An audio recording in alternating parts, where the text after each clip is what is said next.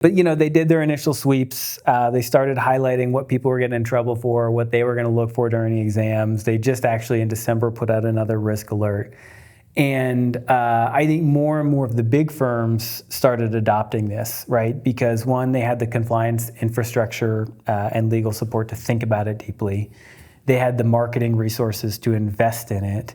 And they also had a lot more at stake because a lot of these firms are spending millions of dollars a month on lead gen, outbound campaigns, and marketing. And like we've talked about before, if you can increase your close rate, even a really small percentage, when you're spending that much money on it, it can really move the needle. So a few of the larger firms started wading into it. And then I think others looked around and said, okay, if they can do that, we can be a part of this too. And so I think we're seeing a lot more adoption. And what's been interesting for us is where it's been really accelerating in the last year is on that sort of large enterprise side.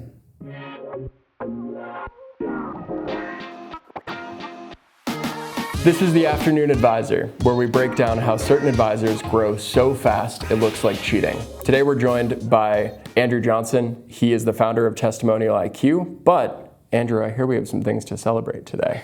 We did. We're actually now FMG Testimonials. That's incredible. Tell me more. So just announced a couple days ago, but as of a few weeks ago, we're now part of the FMG family of products. So same platform, still available, but now more easily accessible for those who are using FMG. Congratulations. We met years ago at a conference, and then we went and had coffee what feels like a decade ago, but must have only been what? 2 years at 2 most. years at most. Yeah. You had just really started the company. You felt like you were getting some serious traction, and you were 3 years from founding to acquisition. Will you tell the story of Testimonial IQ just to set the stage for all the stuff we're talking about today? Yeah, sure. So, Testimonial IQ is actually the second company I started in the space. Previously, a company called DataLine, which is a lead gen platform. And I always felt like as a consumer, I would never want to find an advisor by filling out a lead form online. But when you search for information about financial advisors, there's so little out there. And so I thought, what would I want to do? Well, I'd want to do what I do for most things. I'd want to look for social proof, right? Whether it's content, third-party reviews, first-party reviews, all of that. And what we discovered was, this is right about the time the marketing rule got into effect. Everyone was starting to figure out a way to navigate that. And so we thought we would build a kind of compliance backbone around that. So we created a really easy way for financial advisors to gather feedback from clients, testimonials, run it through a customized compliance process, and then incorporate it in a way that they and their compliance department were comfortable with. So we launched that 3 years ago. We started with small RIAs who would actually answer our emails, and by the end we're working with some of the largest RIAs in the country. And then the timing was just great, right?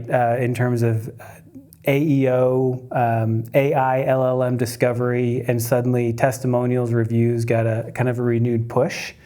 And it just felt like a good fit to be a part of a larger kind of all-in-one platform. It's very clear that testimonials were very exciting, kind of when we were chatting, when the new marketing rule, the SEC new marketing rule had come out and everyone was talking about testimonials. Now it's But they weren't doing them. They weren't doing them, yeah, absolutely. Talking about them. Well, and we were talking earlier that there is still some blurriness on which states allow testimonials. Do you have any clarity to add to that? I don't want to go through try to remember the full list, but FINRA. It's interesting. FINRA's actually allowed them since the 80s. It's just that the SEC always said no, and so the default for everyone was no. So now, FINRA said yes with their own kind of caveats. The SEC says yes. I think it's a little more than the states have said yes.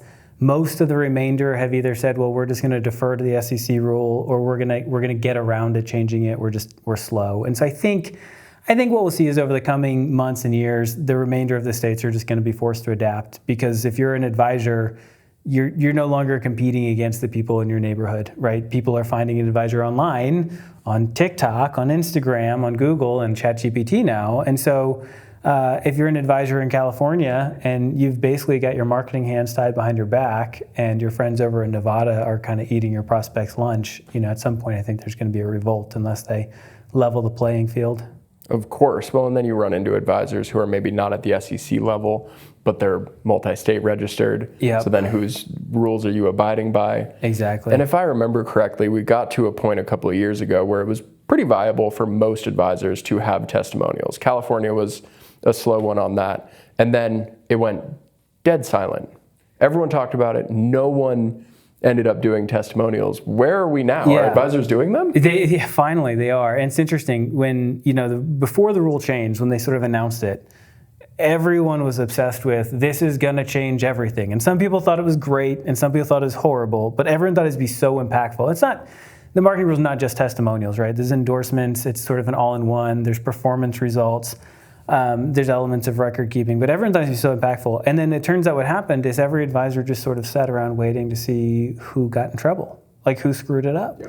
And I remember early after launch, we had a couple of large firms tell us, this sounds amazing, we cannot wait to be your second customers. But we are going to wait until someone else does this. Some risk alerts come out. We're going to see who gets in trouble, and then we're going to come back to it. And there was a while in the early days where I was like, all right, someone has to be the first, right? You can't all be the second. Right. Or no one's going to get sued. So no one's going to get the data to decide if they can do it. Exactly. But they did their initial sweeps. They started highlighting what people were getting in trouble for, what they were going to look for during the exams. They just actually in December put out another risk alert. And I think more and more of the big firms started adopting this, right? Because one, they had the compliance infrastructure and legal support to think about it deeply. They had the marketing resources to invest in it. And they also had a lot more at stake because a lot of these firms are spending millions of dollars a month on lead gen, outbound campaigns, and marketing. And like we've talked about before, if you can increase your close rate, even a really small percentage, when you're spending that much money on it, it can really move the needle. So a few of the larger firms started wading into it, and then I think others looked around and said, okay, if they can do that, we can be a part of this too. And so I think we're seeing a lot more adoption. And what's been interesting for us is where it's been really accelerating in the last year is on that sort of large enterprise side. Yeah, and it seems like the best advisory firms in the entire nation right now are doing things that augment their core acquisition funnel. So if they're buying leads from Smart Asset or they're running paid ads, something that is bringing in hundreds of leads a month, but maybe their client acquisition cost is $5,000 a piece, then the best advisory firms are then going out and saying, I'm going to do testimonials, I'm going to have organic content, because if one extra client a month goes and checks out the content or they check out the testimonials and they make the decision that they're going to convert, that's $5,000 a month. Yeah, well, and I think, there's this sort of cynical view that these large firms are doing nothing but inorganic growth, right? All they do is buy and it's a multiples game. And from the firms we've worked with, that's not the case. I mean, yes, they're doing inorganic growth, but they also know that there's an end to that, right? That party can't go on forever. And so, yeah, the fastest growing ones, the best ones, they're building for enduring, durable growth. And that means investing in multiple channels of client retention, share of wallet expansion, and organic client acquisition. Tell me more about durable growth. I really like that idea. So what would an advisory firm who says, okay, I want to be durable in my growth method. Sure, I want to grow organically a little bit.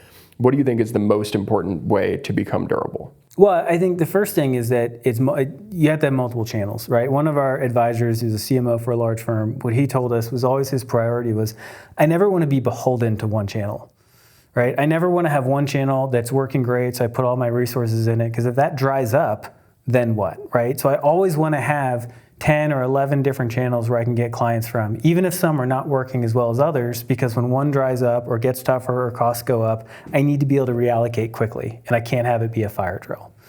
So one is always experimenting with new things and having new options for retained clients. But I think what we're seeing more and more of now is having a brand, right? And firms do it differently. We see some that want to have a firm brand, some that want to have sub-brands within the firm, some that want to have advisor level brands. But I think that's such a huge part of enduring growth and durable growth is because at some point people are going to research you. They're going to, whether they've been referred to you, whether it was a lead, whether they're discovering you organically, they're going to do some kind of research. And having a mesh, a network of proof, right? Not just a great website and maybe a nice blog, but we were talking earlier over lunch. Where else are they going to see you? What are they going to see on LinkedIn? What are they going to see on Instagram, Facebook, TikTok, wherever? How many different points of proof do they need to see before they're going to be willing to kind of take that phone call? Well, and the way they are collecting those touch points has changed so much in the last year. And I'm already tired of the term AEO. But I'm curious to get your take on it, just in general. Yeah, right. Everything old is new again. And, it's been interesting because I think you talk about SEO and people's eyes glaze over. You say AEO and suddenly something exciting. And I think they're more related than people think. I think AEO is just a new interface for the exact same pattern, right? At the end of the day, people were using Google or Bing to discover something, and now that interface is shifting. And it's still, by the way, it's still largely Google. 92% of searches are still on Google. It's not like ChatGPT owns the internet now, but even Google's interface is changing, right? Google's designed to give you their AI summary first, and then they give you the map pack and some sponsored content and organic results. And so I think to me, AEO is really just about how are you being presented, or are you being presented on that discovery interface? How would an advisor become discoverable when AI is driving the way people are discovering advisors? Yeah, well, it's interesting because it's like AEO is like the ultimate long tail keyword search, right? And what I mean by that is, someone starts their search on Google for best financial advisors. It's going to give you a bunch of big name firms, right? Or maybe some local results. But that's not how people interact with ChatGPT. And even more Google search, it's not just give me the best financial advisor. It's a paragraph or pages of content of, this is my situation, this is my context, this is specifically what I'm looking for, not looking for. And so that interface is just sort of changing how it narrows down and presents information. But at the same time, it's the same purpose. It's, we're going to go through hundreds of thousands of results and find a way to filter what we think is a sub-selection, the best results for the person showing. And so feeding those algorithms, whether it's the LLMs or whether it's a traditional search engine, feeding them with enough information that they know, okay, someone is searching for this, you're a good fit for that, right? And I think that's why you see a lot of, the rise of importance of FAQs, writing in the language that clients use, because that's what the LLMs are going to look for. And that's where testimonials come in, and case studies, because they serve as a structured mechanism of proof, of realness for these LLMs when they're considering what they should present to searchers. Well, and that's the hope that I would have for an LLM that is going out and essentially doing research for me, is that it would be doing vetting much the same way I would be doing the vetting. So I would want to know, is this source real? Do they have a bunch of clients? Do they have a bunch of client reviews? Are they generally well regarded? Then are they providing information that's relevant to me? Yep. Rather than jumping all of that vetting and just giving me the thing they think is the most relevant, well, I can find that on Google. Google's been doing that for years. Yeah. If I'm going to add an additional layer, I want it to be doing that vetting and that discovery for me. I want to know, do they work with people like me? And what is the experience people like me have working with them? And I agree with you that the LLMs are not going to do that discovery in a very different way than traditional SEO. They're going to go and crawl through all of the content that you have put on the World Wide Web, and it might do a more efficient job or a different job, but at the end of the day, it's just going to be aggregating and synthesizing your digital mass. If you don't have a digital mass, it's probably not going to do anything for you. Exactly, yeah. So for testimonials specifically, how does that interact with AEO? Is it just another piece of that digital mass? Where do you see it playing a role? Yeah, we see them coming into play in a lot of different spaces. So one, we work very closely and have a nice integration with Google, so we have optional ways to get Google reviews. And we see that is still one of the top ways to send trust signals to search engines and LLMs is in increasing Google ranking. More people go to your page. It's an authority signal. And I kind of think about the search process in two phases, right? There's I know I'm looking for an advisor, but I don't know who I'm looking for, so help me surface some good options. And that's when you really want to have all those, as many trust signals as possible, and a lot of clarity around exactly what you do and who you work with, because then it knows whether or not to surface you or not. The second layer to that is, okay, someone recommended I work with Nate's RIA. But before I call him or schedule time, I'm going to research him, right? I'm going to Google him. I'm going to see what comes up. I might now ask ChatGPT or Gemini about him, and I'm going to see what it says.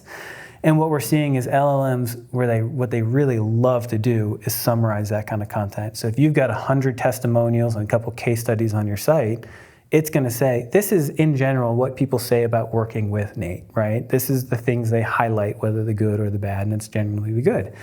And so, making sure that one, when someone who might be a good client is looking for something, that you come up as an option, and two, once they know about you, making sure that that LLM has enough information about you to kind of summarize an authentic level of client experience. For whatever reason, Amazon popped into my head when you were saying that, because now that they're integrating AI in a bunch of different places. Yeah. They have review summaries. The review summaries. Yeah. And the thing that I hate more than anything, and the thing that immediately makes me not buy that product, is if I scroll down and the AI summary says not enough data to provide the summary. I'm like, oh, then I'm not buying this product. Yeah, no, it's reviews have become such a heuristic for everything we do, right? In fact, if you look, the rise of online reviews came with the rise of online marketplaces, right? Companies like eBay and then Amazon. Because it used to be, I always talk about, I don't know if you remember growing up, you need shoes, you go to Foot Locker. Totally. And then you're like, well, I'm size 11. They're like, well, this is what we have in size 11. Well, I want basketball shoes. And like, you have 4 options. You're like, good, I want the blue ones. Right. Now when you go onto Amazon or, Zappos, and it's just like, you have 10,000 options. Like, who has time to do that kind of research, right? It's analysis paralysis. And so we look for reviews and you say, well, just show me the ones that are 4.5 stars and above, right? Or need to have 100 reviews because the others aren't worth my time. And so, having that, it's amazing how much we don't even think about what that plays into our buying process. But if you're comparing 2 options and one's got 1,000 reviews and a 4.8 rating and a lot of great feedback, and the other has 2 reviews and one's from that person's mother-in-law, it's like, what do you sort of naturally implicitly trust? Of course. What are I really like where you're going with that. The idea that reviews are a heuristic when we don't have the bandwidth to do research on every option. Of course, we're inundated by advisors as well, especially now that everyone has the ability to be national and virtual. Yeah. What are some other heuristics that people are using to find advisors? And you don't have to know them off the top of your head. I'm just curious to know your thoughts. Well, I think they're using any sort of signals from the LLMs, right? Like basically, are they surfaced? It's interesting because this is getting back into any sort of like trust badges, awards. All of those are actually right now really, really relevant for the LLMs, right? They like to see that. And then to your point earlier about kind of having a matrix of touch points, I think they're looking for that too, right? Like, are there multiple places on the internet that confirm that you are a real business, people have a positive experience working with you, and that can confirm that this is a choice that the LLM should feel comfortable recommending. So having, I think to what you brought up earlier, having enough touch points that it can create a sense of validity. And you raise a really good point that even if a prospective client doesn't necessarily know what a certified financial planner does, the LLM does. Yeah. And so you're right, there's kind of this resurgence in those trust badges, because I heard a lot of that language a couple of years ago when I was really starting to get into advisor marketing. I was noticing that people were devaluing these trust markers, in part because the CFP was kind of blowing the bag on their horrible marketing campaigns that they were running. So I think there was a lot of animus in that. But nowadays, people are absolutely coming back to those trust signals, in part probably because the LLMs know what they mean. You should work with this guy because he's a CFP. This is what a CFP means. Exactly. Interesting. When you talk to firms about going and getting reviews, how do you advise they do so? Well, we try to give them a lot of ways to do it in a way that's comfortable for them. And some firms are saying, hey, listen, we've been doing client surveys for years. We know our clients love us. Let's just go full bore and get them out. Great. We've got tools that's going to help you get it on Google, help you get it on your website, and within a few months we're seeing massive impact. But for a lot of them, they've maybe never done formal client surveys, right? They've never asked for feedback. They've certainly never asked for testimonials. And it's interesting because when we first launched, the hesitance came from the compliance side. That started to shift, and compliance teams are saying, okay, we know people are doing this, we know big firms are doing this, we know what the SEC is going to say, we know we're getting in trouble. And it's more and more it's the advisors who are saying, ooh, I don't know what my clients are going to say about me. Like this isn't a compliance thing. It's, am I going to have a bunch of bad feedback come in? And what we found, I think the average rating received through our platform is like a little over a 4.9. So we know that's not the case. And we did actually a study a year and a half ago or so where we scraped all the Google reviews from tens of thousands of financial advisors around the country. And what we saw was that the average rating for financial advisors is significantly higher than it is in other industries. And I think it makes sense, right? If you don't trust someone, if you don't like someone, you're probably not going to give them your life savings you're going to have left. But for a lot of advisors, it's like you don't know until you know. So a lot of firms will start with an internal-only survey. They'll use our platform for that. They collect the feedback. They've got permission to use it in marketing if they decide to turn it on. And then what inevitably happens is they're like, oh my gosh, our clients really love us. We need to get this content in marketing now, and then they can kind of flip the switch and start using it. Got it. Are there any rules around how you collect those testimonials? Do you have to ask everyone? Yeah, I mean, yes, right. And that's the whole reason for our platform is there's a lot of rules, and it can be intimidating, I think, to try to follow, right? The marketing rules, 435 pages long. But at the core of it, it comes down to don't be misleading. Right? Which means if you're using the content in marketing, if you're trying to make it seem like that's a representative sample of what it looks like to work with your firm, ask everyone. And don't ask them in a misleading way, right? You go to restaurants and they'll always give you, hey, if you had a great experience, leave us 5 stars. If you didn't, I don't know, talk to the manager. You don't do that, right? Don't do anything that's going to try to favor the content one way or the other. Don't say, hey, leave me a great review, I'll take you to a steak dinner. All of that's important. And the other thing is, I always try to tell advisors, you don't need to. Your clients love you. They are going to write wonderful things about you. You don't need to try to steer them in one direction or another.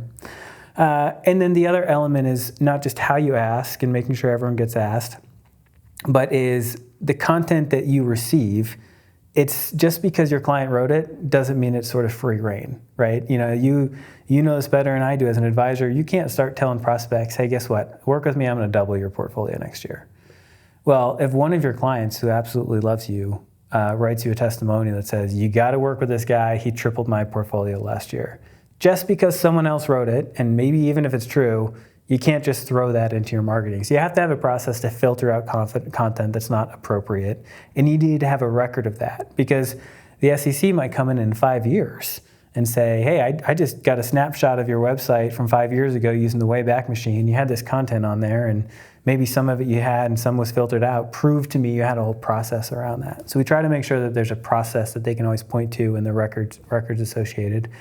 So there's the content of the testimonials, and then you got to have the 3 clear and prominent disclosures for SEC regulated advisors, right? Are they a client? Were they compensated? Are there any material conflicts of interest? And don't do the thing where you have this tiny fine print at the bottom, right? They say that's got to be at least as prominent as the advertisement. But other than that, it really does come down to don't try to game the system, don't cherry pick, don't try to bias it, and you're probably going to end up with amazing feedback anyway. Right, without doing any of those seedy things to try to make it look better, you're probably going to end up with a result that was better than you expected. I think the real challenge is not having a compliant process. The real challenge is being able to prove you had one, right? It's not that hard to be compliant. It's just that you need to have the paper trail and the audit log to demonstrate you did. Right. Yeah, write it down, put it somewhere so that you can surface it back if they come knocking in a couple of years. Yep. Interesting. Well, now that you are with FMG, you're working as a director of product, right? Yep. Tell me a little bit more about your goals over the next few years. Yeah, I mean, I think, FMG obviously saw the rising need and importance of authentic client feedback in marketing. And so much of what they do is produce marketing content. And so we see a huge opportunity to expand the use, right? To make it not a niche marketing tool, but something that is in the toolkit of every advisor and is a normal part of practice is collecting client feedback, which you can use to better your own practice, but has the double benefit of serving as great marketing content. And then also expanding the use of where those can go, right? I mean, Google is a great place. You can have them on Better Business Bureau and all those other sites. You can have them on your website. But you can incorporate them in email campaigns to prospects. You can have landing pages, microsites, paid ads. There's a lot of wonderful places that you can put this content that's getting more of those touch points around the internet, that's building trust with people you're interacting with, and is using something that is, it's your client's own words, right? What could be better than that? You don't have to spend time writing scripts. You get your clients to say it for you. So I think it's just sort of expanding the use of them kind of across the marketing ecosystem. and the marketing ecosystem that FMG already has to be able to create that distribution. Exactly. Amazing. Do you have any personal goals now that you're out of the absolutely insane founder sprint? At some point, I'd like to take a nap. I don't blame you, man. We were talking about this earlier. You sold the company and went right to work. I haven't taken any naps yet. So at some point, I'd like to take a nap. But no, what's exciting for me, and I'm sure you know this is, you've got like 3 businesses you founded, is when you start something, I mean, yes, you want to grow it and have success, but it matters to see it live on, and it matters to see it have an impact. And so what was really appealing for me about joining FMG was the ability for it to have an impact at scale, right? And we were working with some of the largest, fastest growing RIAs in the country. But when you're a small company, there's only so much you can do to get in front of advisors in any given time, who are now, by the way, being absolutely barraged with tech that, some new, wealth tech company every day. And so you're fighting not just for, wallet share, but you're fighting for attention, I feel like, is the hardest part. And so being able to, be a part of a larger platform and get this in the hands of more people, I think to me is just I'm excited to see in the next 2 years. Well, I hope you get that nap, man. You've earned it, to say the least. It's coming, maybe in March. I believe in it. Thank you so much for coming. This was such a pleasure. Thanks for having me.